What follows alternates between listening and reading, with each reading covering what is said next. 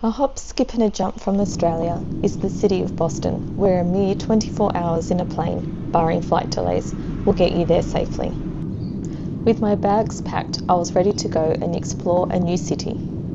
It was an early morning start, but it was easy enough to jump on the train and catch a ride into the airport.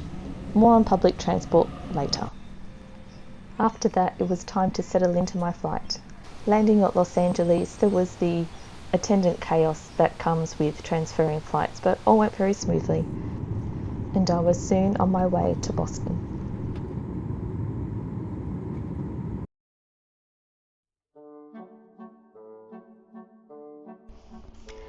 With the best part of the day before me, I set out from South Boston and headed out to the Fort Point Channel, which would be my entry point into downtown Boston.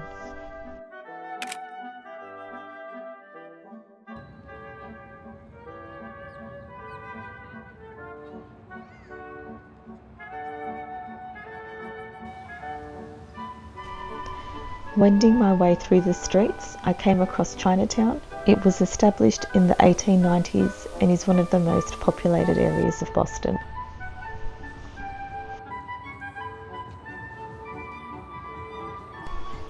I was delighted to be out and about on such a beautiful day, but in the twisting, turning streets of Boston, I completely lost my sense of direction.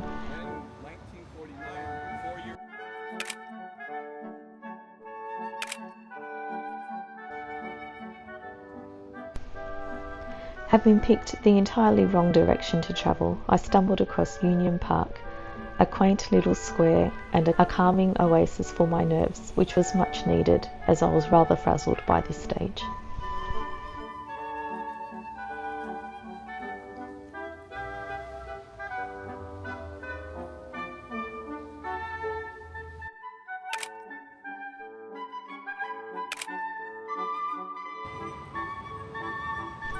Realizing how far off course I'd gone, I turned around and headed back the way I'd come. Eventually, I arrived at the Boston Public Garden, where a very delightful surprise awaited this Australian tourist. If you look very, very closely at this video, you may see a tiny, tiny squirrel dancing around in the distance. Eventually, the squirrel came up to me and hit some classic Disney poses while I snapped away on my camera.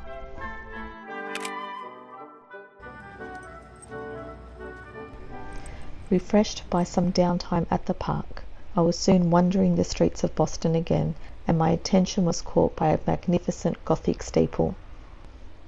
The Church of the Covenant was first constructed in the 1850s and features a magnificent glass lantern that was displayed at the Chicago World Fair. The interior was redesigned by Tiffany's and features 42 glass windows created by Tiffany's for the church. Now that I was back on track, I headed out towards the Boston Public Library, which was the one place I really wanted to visit.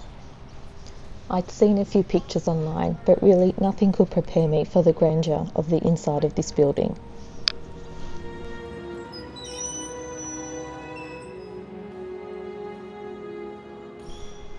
The lobby contains these beautiful vaulted ceilings clad with mosaic tiles. The workmen were Italian immigrants from the local North Boston area.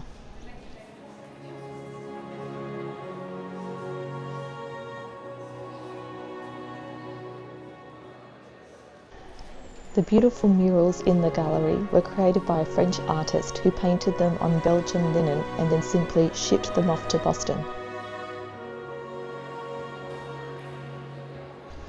Exiting the gallery, I entered the Abbey Room. This was apparently the former book delivery room where you would go to pick up your books. Edwin Austen Abbey was asked to create the murals in the room. Apparently he was a well-established illustrator but had little experience with oils. And yet he created these amazing murals for the room. I have little experience with oils, but I'm pretty sure if I tried to paint something, it wouldn't turn out like this. The Abbey Room provides one of the entry points into the Bates Room, which is the main reading room of the library. So if you're ever in Boston and want to curl up with a good book to read, you can walk straight in here and read your book.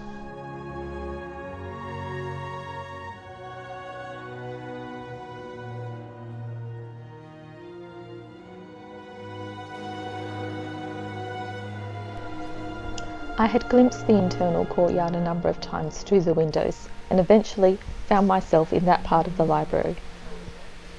On this sun-drenched day, it was a very popular place to gather and decompress.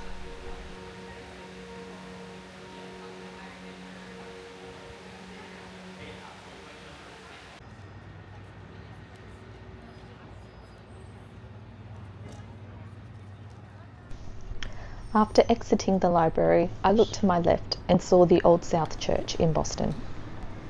They were running an event on the day, so I wasn't able to go inside, but certainly it was another example of beautiful architecture that seems to fill the city of Boston.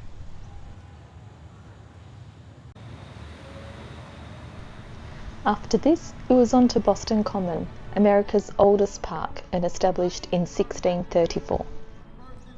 Over the centuries, it's been known as a place for free speech and public expression, and that's evidently still the case as I came across this rally as I was walking through the Common.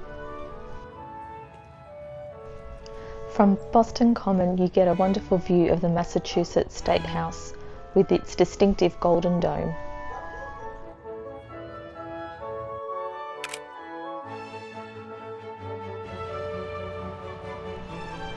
Boston Athenaeum was another place that I really wanted to visit, and it was just around the corner from the State House.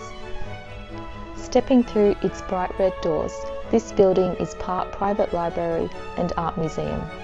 For a small fee, you can access the ground floor, pick a book, curl up in a corner, or admire the art that is on display in this building.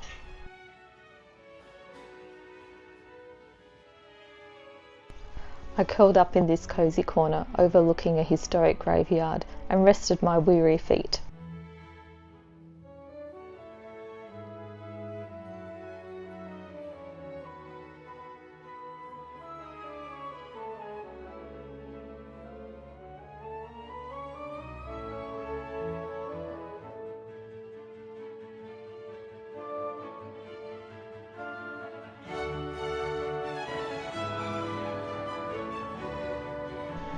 From here, I joined the Freedom Trail, which is a 2.5 mile long walk connecting 16 historical places.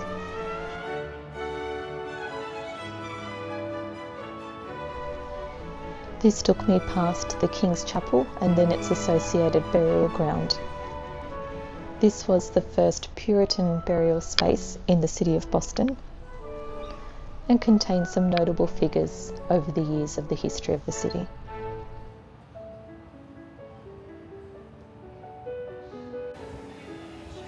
The next stop on the Freedom Trail was the Old South Meeting House. It's most famously known as the site of the debate over the hotly contested tea tax. And when no compromise was found, the signal was given that started the Boston Tea Party.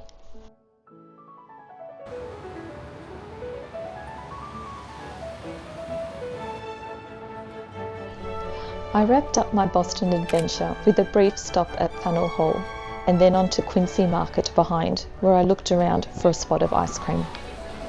This place is the first food hall in the United States and was certainly teeming with people.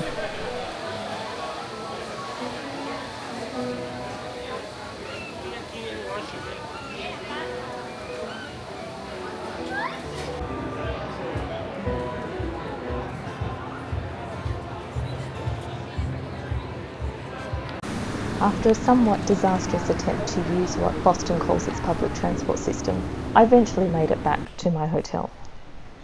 Note to self, if I'm ever in Boston again, it might be best to rely on other methods of transportation. But eventually, I was safely ensconced in a taxi and heading out of the city and on my way to the airport. It really had been a marvellous day, full of ups and downs, but I was so thankful that I'd been able to walk around this city.